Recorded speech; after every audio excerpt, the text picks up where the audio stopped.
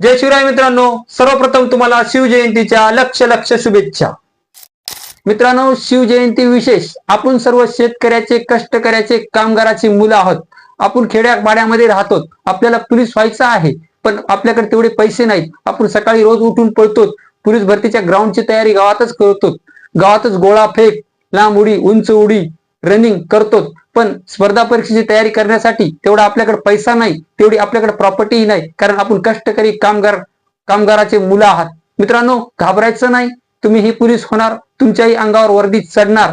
ती कशी काय मित्रांनो?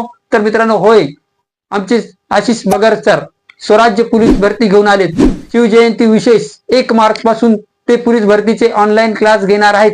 रोजचे 4 तास. त्यामध्ये तुम्हाला गणित, बुद्धिमत्ता, इंग्लिश, सामान्य ज्ञान शिकवणार आहेत. मित्रांनो, ते राहणार आहे 1 मार्च पासून त्याची स्टार्टिंग होणार आहे. 4 महिने ते तुम्हाला शिकवणार आहेत. मित्रांनो, त्याची फीस फक्त असणार आहे मित्रांनो 100 रुपये. प्ले स्टोअर वर जा आणि आताच हे ATM गुरु नावाचं ऍप डाउनलोड करा आणि नक्कीच तुमचे स्वप्न सत्यात उतरवा.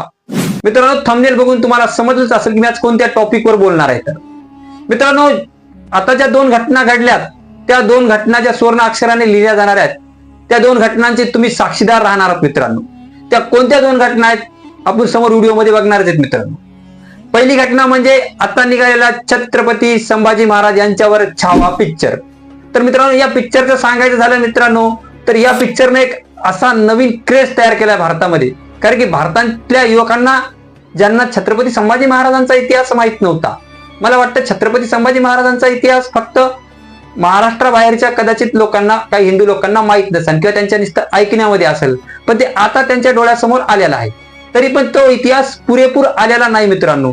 खूप काही गोष्टी ते एका पिक्चरच्या मार्फत दाखवणं शक्य नाही मित्रांनो.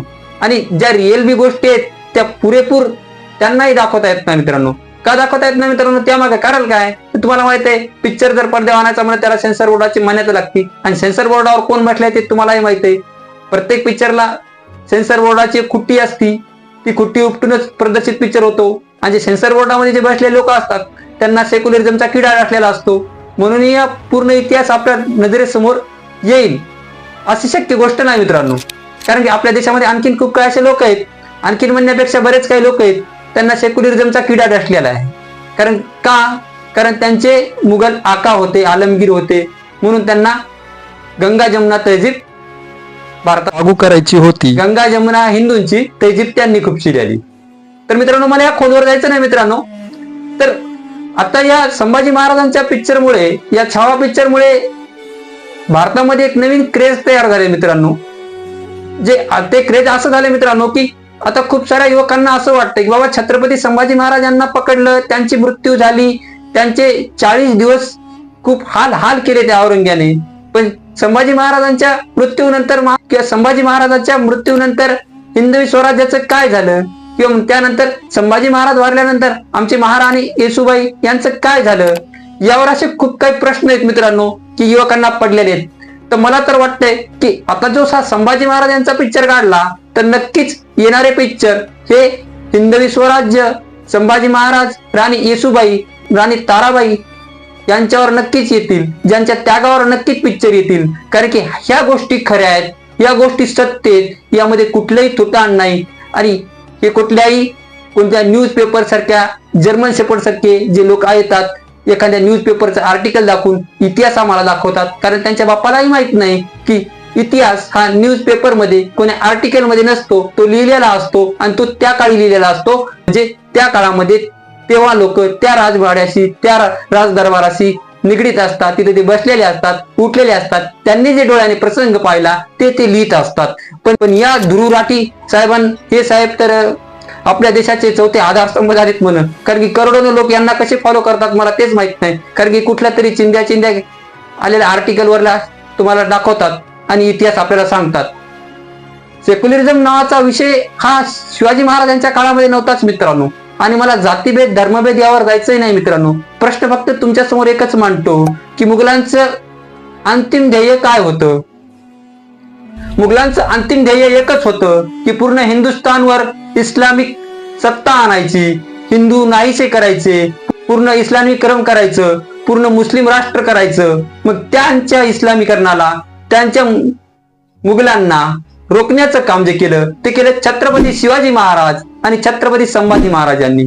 त्या मुघलांच्या छाताडावर भगवा रवण्याचं जे काम केलं ते केलं श्री छत्रपती शिवाजी महाराज यांनी. त्यांचाच वारसा श्री छत्रपती शंभू महाराज यांनी घेतला आणि मुघलांना सळो की पळो केलं होतं मित्रांनो. छत्रपती संभाजी महाराजांचा इतिहास आणखीनही आपल्या डोळ्यासमोर येणारच आहे मित्रांनो. पिक्चरच्या मार्फत येईल, कोणत्या वेब सिरीजच्या मार्फत येईल, पण खराखुरा इतिहास आता जगाला कळणार आहे मित्रांनो. कारण की छावा पिक्चरनं छत्रपती संभाजी महाराज यांच्या इतिहासाचे दरवाजे उघडलेले आहेत. कारण की छत्रपती संभाजी महाराज यांचा इतिहास प्रत्येकाला जाणून घ्यायचा होता. या भारतातल्या प्रत्येक हिंदूंना छत्रपती संभाजी महाराज यांचा इतिहास जाणून घ्यायचा होता. पण त्यावर एक निर्बंध होता. कसा होता, काय होता हे तुम्हाला माहिती आहे मित्रांनो. कारण की छत्रपती संभाजी महाराज यांचा इतिहास दाखवला तर हिंदू मुस्लिम होणार आहे. छत्रपती संभाजी महाराजांचा इतिहास दाखवला तर कुठेतरी एखाद्या जातीला किंवा एखाद्या कम्युनिटीला किंवा एखाद्या गरीब तबक्याला म्हणा किंवा मुठभर लोकांना म्हणा दुःख होणार आहे. आता आमचा खरा इतिहास जगासमोर आला तर कोण्या लोकांना दुःख होणार आहे हे मी तुम्हाला सांगू याची काय मला गरज वाटत नाही मित्रांनो. तर मित्रांनो, छावा पिक्चर मुळे झालं काय की आता हिंदुस्थानमध्ये एक नवीन क्रेज तयार झाला. मी हिंदुस्थानच म्हणणार कारण की श्री छत्रपती संभाजी महाराजांनी बोलले होते की हे राज्य हिंदूंचे आहे, हे राष्ट्र हिंदूचे आहे, म्हणून मी हिंदू राष्ट्र म्हणत आहे. कोणाला यावर जर टिप्पणी करायचं असेल किंवा कोणाला माझ्या बोलण्याचा राग येत असेल तर भाऊ तू राग तू या खिशात घडी करून ठेव, मला त्याच्याशी काही संबंध नाही. जो आहे ते मी बोलत आहे. तर मित्रांनो, हे झाली आपली छावा पिक्चर बद्दल. छावा पिक्चर बद्दल बोलण्याचं झालं तर खूप काही आहे मित्रांनो. पण पिक्चर ज्यानं बघितला नसेल तर बाबा तू हिंदू नाहीस, कारण की ते आतापर्यंत पिक्चर बघितला नाही. हा, तुझ्याच्यानं बघणं झालं नाही, काही अडचणी आल्या ठीक आहे बा, काही अडचणी आल्या ठीक आहे बा, काही दिवसानं बघ, पण बघ. तर हे झालं छावा पिक्चर बद्दल बोलण्याचं काम. आता मेन दुसरा एक टॉपिक आहे मित्रांनो. आपण येऊ आता आपल्या युट्यूबवर किंवा सोशल मीडियाच्या पॉइंटवर. तर मित्रांनो, सोशल मीडियावर बोलायचं झालं तर आता तर मित्रांनो काही दिवसापूर्वी तुम्हाला माहित आहे की इंडिया गॉट टॅलेंटचं काय झालं किंवा रणवीर इलाहाबादीने काय केलं. तो काही साधा माणूस नव्हता. 2-3 कोटी फॉलोअर्स त्याला फॉलो करीत होते. 2-3 कोटी लोक त्याला फॉलो करणारे असताना असा एवढा मोठा माणूस या पद्धतीने बोलतो तर म्हणजे तुम्ही देशाला काय रिप्रेझेंट करता जगासमोर. कारण की भारत हा संस्कृती, संस्कार, परंपराने जगामध्ये वेगळं स्थान मिळवलेला देश आहे. तर अशा नालायक लोकांनी आपल्या देशाची छवी जगासमोर काय मांडलेली आहे हे आपल्या सर्वांना माहीतच आहे. पण सरकार यावर कडक निर्बंध घ्यायच्या तयारीमध्ये होतं, पण तातडीचे पावलं उचलत नव्हतं. पण रणवीर इलाहाबादीच्या शब्दाने सरकारलाही जाग आली मित्रांनो. कारण की फंडामेंटल राईटच्या नावाखाली तुम्ही जे सोशल मीडियावरून नको ते बोलत होतात, तुम्ही जे तोंडाचं गटार उघडून नको ते वकत होतात, त्यावर आता कठोर निर्बंध येणार आहेत मित्रांनो. कारण सोशल मीडियावर तुम्ही जर काम करत असाल तर जिभेवर लगाम घाला. बोलताना तुमच्या भाषेमध्ये थोडीशी नरमाई ठेवा. फंडामेंटल राईटच्या नावाखाली, मूलभूत अधिकाराच्या नावाखाली नको त्या गोष्टी बोलून, नको त्या शब्दाचा उच्चारण करून तुमच्यावर झालेल्या संस्काराचे तुम्ही उधळण करू नका. आता जे रणवीर इलाहाबादीमुळे घडलेलं आहे मित्रांनो, ते प्रत्येक ते सीख आहे की तुम्ही सोशल मीडियावर जर काम करत असाल तर तुम्ही तुमच्या भाषेवर, तुम्ही तुमच्या जिभेवर लगाम राखा मित्रांनो. कारण की काल सुप्रीम कोर्ट रणवीर इलाहाबादीच्या वकिलांना म्हणलं की बाबा तुम्ही जर कॉमेडी मधून बोलत होतात तर तुमच्या कॉमेडीची लक्ष्मण रेषा काय असेल ती आम्हाला दाखवा. कारण की या पद्धतीने बोलणारा माणूस हा कॉमेडी नाही, ते गलिच्छ आणि नीच विचाराच्या डोक्याचा माणूस असतो किंवा असू शकतो. म्हणून त्याला कुठल्याही प्रकारची राहत दिलेली नाही मित्रांनो. आणि तुम्ही बी कॉमेडीच्या नावाखाली नको त्या शब्दाचं उच्चारण करून तुमचं ते गटार उघडून नको ते बोलत आहात. त्यामुळे तुम्ही सोशल मीडियावर वातावरण दूषित करत आहात. कारण की सोशल मीडियावर एक विशिष्ट वयाचेच लोक नसतात. लहान मुलांपासून तर वृद्धांपर्यंत प्रत्येक जण मोबाईल यूज. सोशल मीडियावर काम करत असताना मित्रांनो आता एक गोष्ट लक्षात घ्यायची आहे. कारण की तुम्ही पूर्वीसारखं कोणत्याही गोष्टी सोशल मीडियावर बोलू शकत नाहीत किंवा कोणत्याही गोष्टी बोलून तुमच्या तोंडाचं गटार उघडून किंवा फंडामेंटल राईट्स, मूलभूत अधिकाराच्या नावाखाली तुम्ही काहीही बोलून, तुमच्या तोंडाचं गटार उघडून नको ती ओपून समाजाला दूषित करता. कारण की तुम्ही जे सोशल मीडियावर बोलतात याचा अर्थ तुम्ही त्या संस्काराची उधळण करत आहात. कारण तुमच्या संस्काराची लेवल काय आहे ती इतरांना समजते. पण सोशल मीडिया हे जगात चालतो, तुम्ही देशालाही रिप्रेझेंट करतात. कारण की आपल्या देशामध्ये काही काही नालायक लोक आहेत जे किस कलर की चड्डी पहिने हो याला व्हायरल करतात. याचा अर्थ हेच आहे की तुम्ही आपल्या देशाला काय रिप्रेझेंट करतात.